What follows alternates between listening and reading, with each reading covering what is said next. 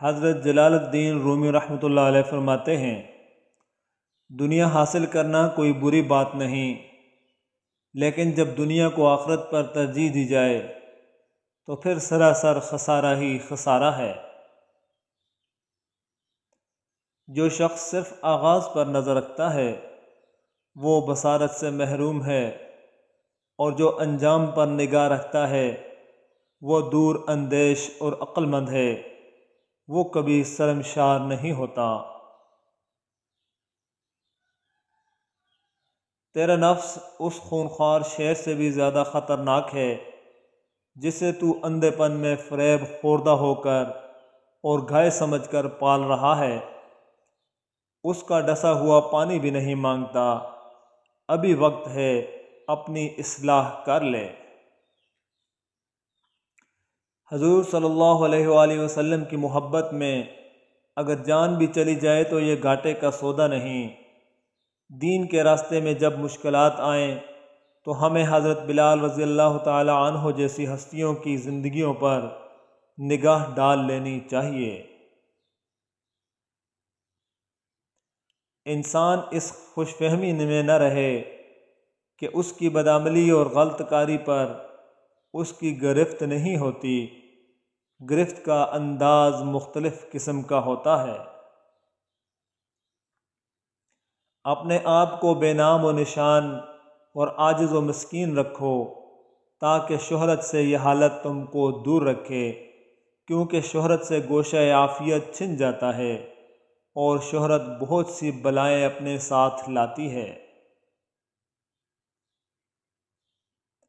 عقل جیسی شریف چیز پر کمینے نفس کا غلبہ اس وجہ سے ہو جاتا ہے کہ تو عقل سے بیگانہ ہو گیا ہے اور تو نے اپنے اندر نفس کو بسا لیا ہے۔ اب نفس کا کتا اپنے گھر پر رہ کر شیر ہو گیا ہے اور عقل بیچاری ماری ماری پھر رہی ہے۔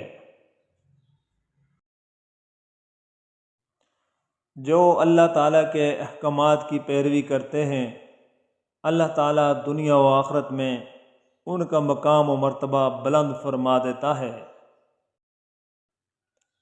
جب نصرت الہی پر کامل یقین ہو جائے تو مومن کے دل میں مخلوق کا خوف ختم ہو جاتا ہے۔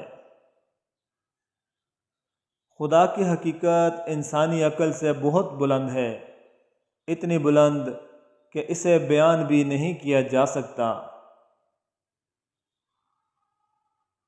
حلال لقمہ کے منہ میں آنے سے عبادت کا رجحان اور آخرت میں جانے کا پختہ یقین پیدا ہوتا ہے۔